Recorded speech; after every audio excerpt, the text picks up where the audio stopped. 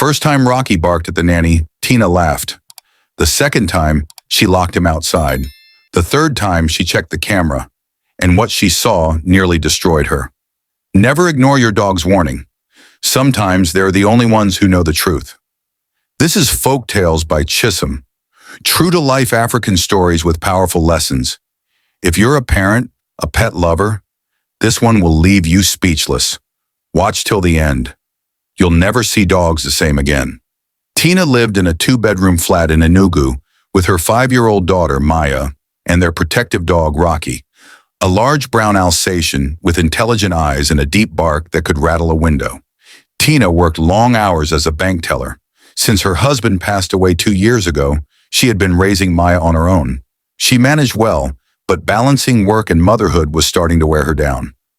One Friday evening, her manager announced a new schedule. Tina would now be on closing shift, 3 p.m. to 9 p.m. That meant she'd have to leave Maya with someone. She tried neighbors. Everyone was busy. Creches were already closed by noon. She couldn't afford a full-time house help. One of her colleagues mentioned an app called Nanny, a platform where trusted women were reviewed and hired by families in the city. That same night, Tina created a profile. Within minutes, someone applied. Name, Angela Ono, age 26. Experience, 3 years working with children. Location, Independence layout. Reviews, kind, quiet, respectful. 5 stars. Angela's profile picture showed a neat woman with a soft smile and low-cut hair.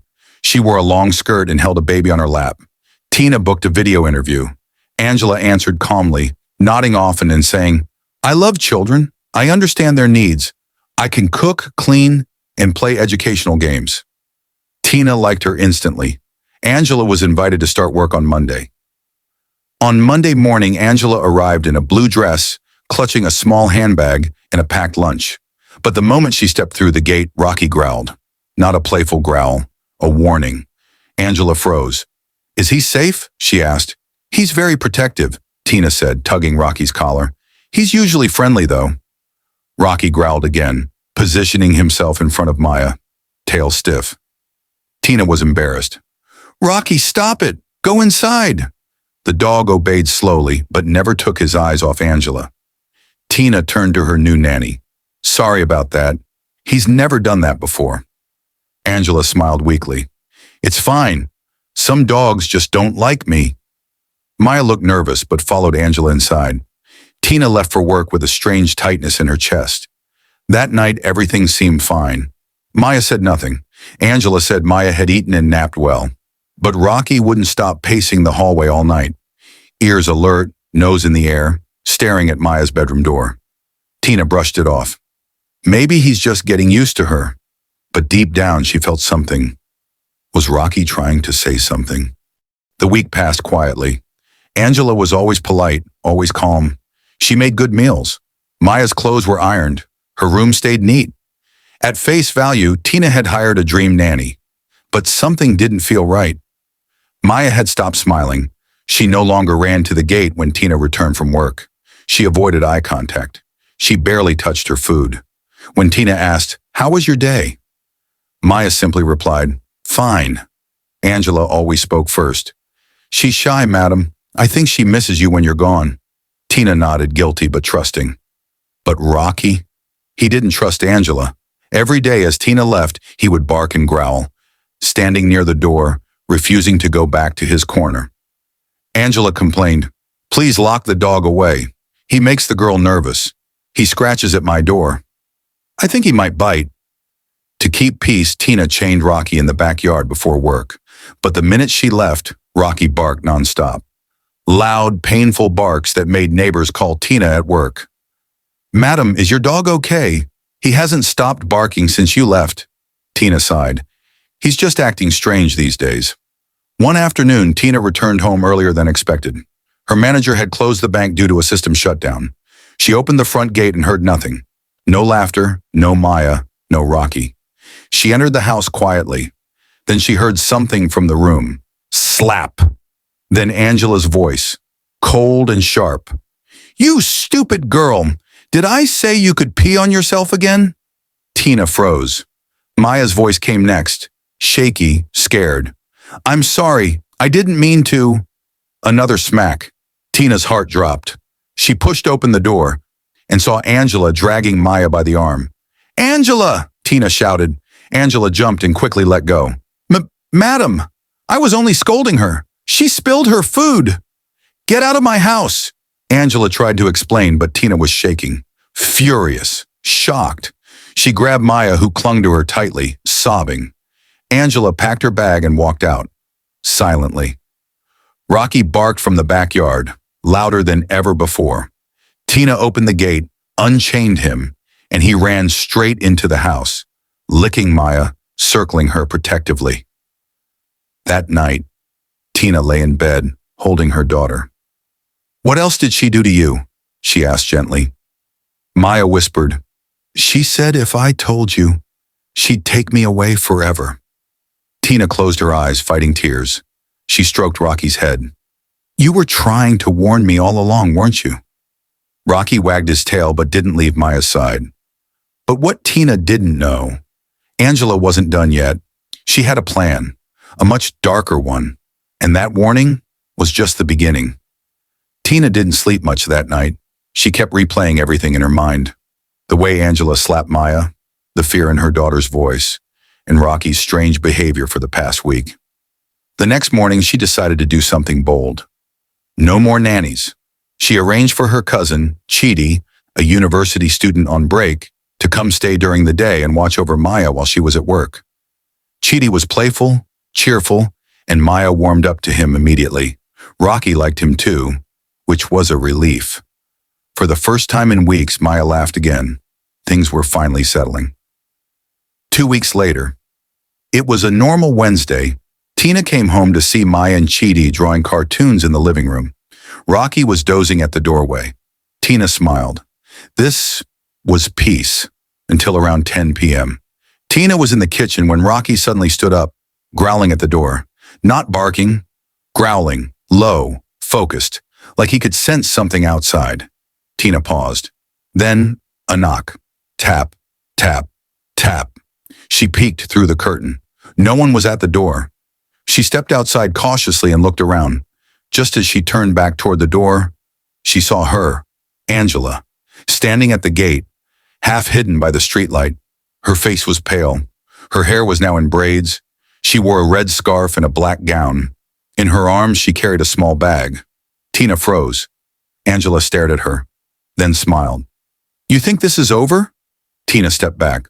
What do you want? Angela's eyes narrowed. I always get what I want, madam. Your daughter is special. You have no idea. Before Tina could respond, Rocky darted forward, barking loudly, teeth bared. Angela flinched and backed away. Tina ran back inside and slammed the door. She locked it, trembling. Rocky kept barking through the door, pawing at it like he wanted to tear it open. Angela was gone. The next morning, Tina went to the police station.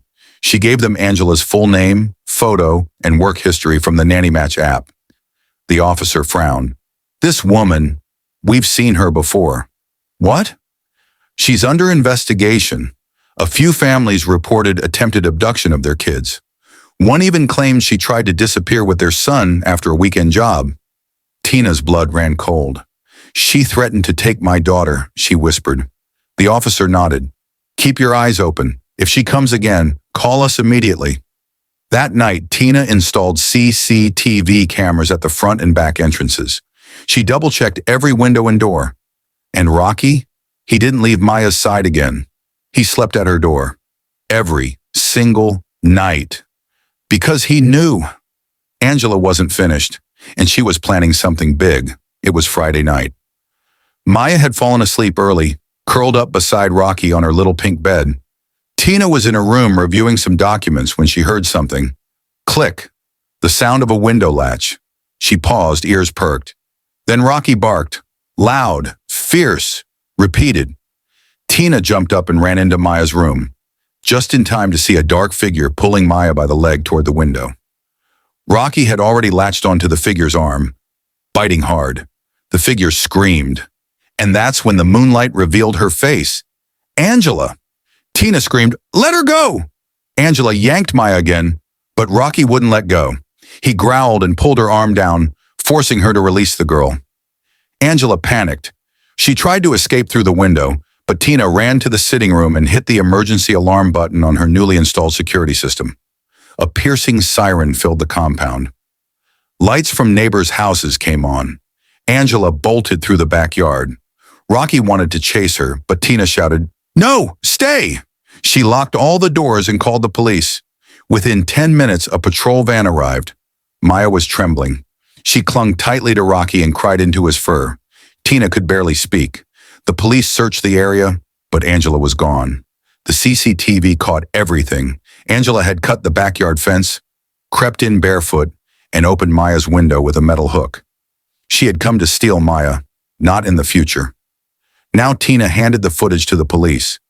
By Monday morning, the footage had spread. Nanny Match removed Angela's profile. Other families came forward. One revealed their 6-year-old son was missing. The nanny's name was Angela. The police declared her wanted. Citywide posters went up.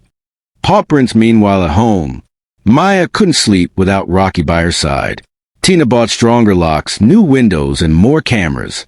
But more than anything, she relied on Rocky. He had saved her child.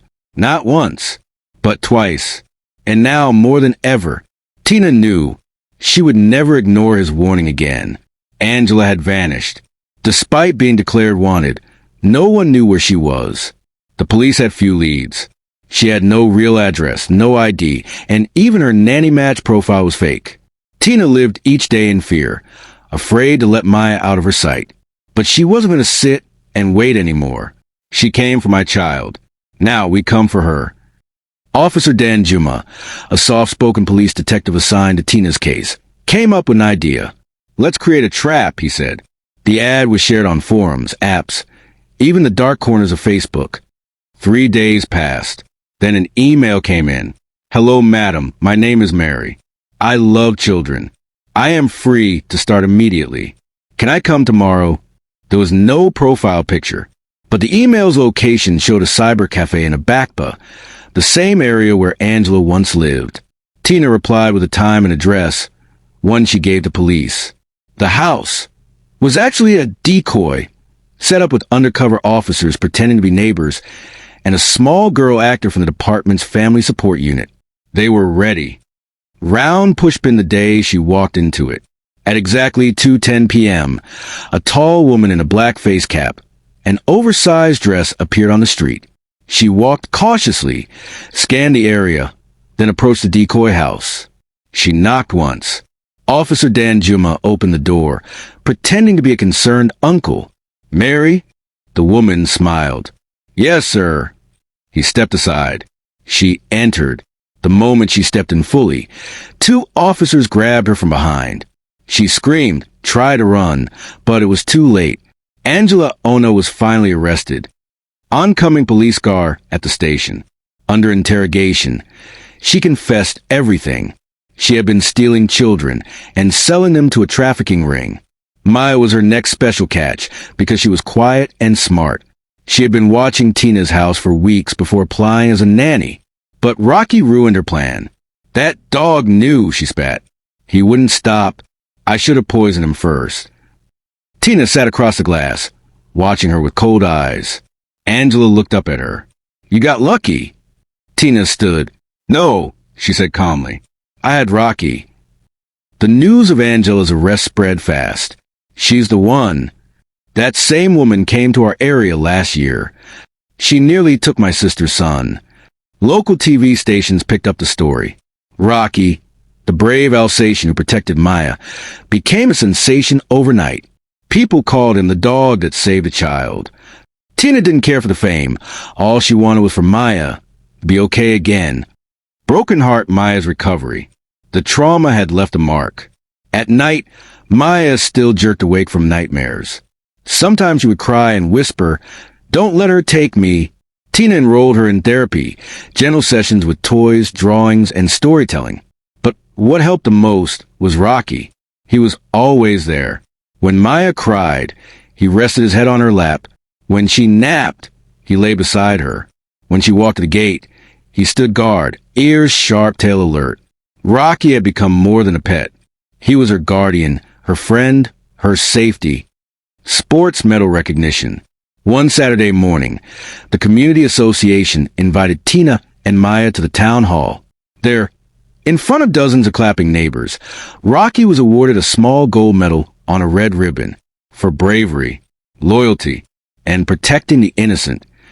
Maya placed the medal around Rocky's neck. He barked once and wagged his tail. Maya smiled, truly smiled, for the first time in weeks. Tina watched with misty eyes. "You saved her life, boy," she whispered. "You saved mine, too." Woman in lotus position life slowly returned. Chitty went back to school. Tina's schedule was adjusted to part-time.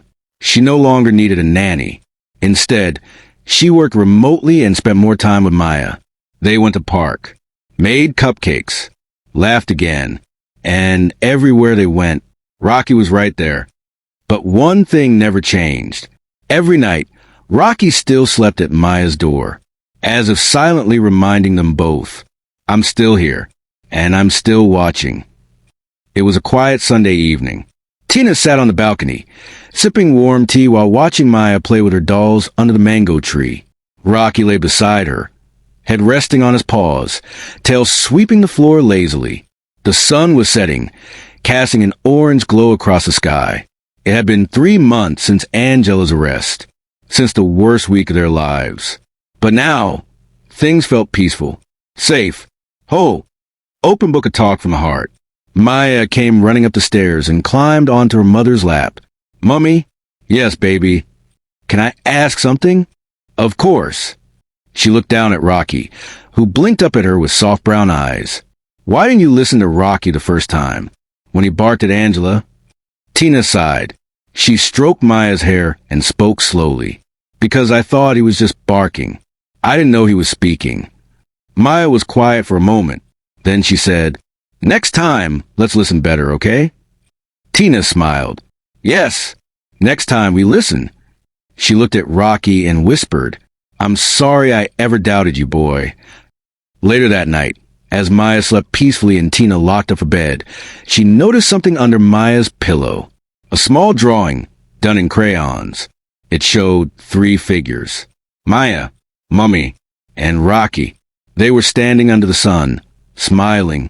At the top, Maya had written, "My hero, my best friend, my dog." Tina pressed the drawing to her chest. Her eyes welled up. She knelt beside Rocky, who was already curled near Maya's door. "You're more than a dog," she whispered. "You're family." Rocky raised his head, licked her hand, and settled back down.